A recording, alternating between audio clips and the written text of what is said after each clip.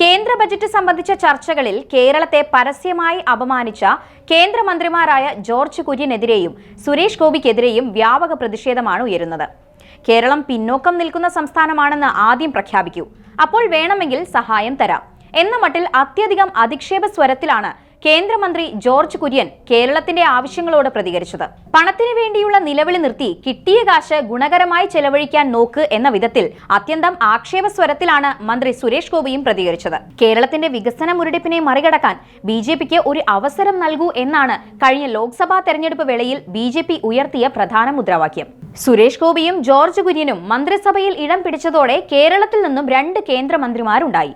ഇവർ വഴി കേരളത്തിന് അർഹമായ പ്രാതിനിധ്യവും സഹായങ്ങളും ലഭിക്കുമെന്ന പ്രചാരണമാണ് ബിജെപി നേതാക്കൾ അന്ന് വ്യാപകമായി നടത്തിയത്.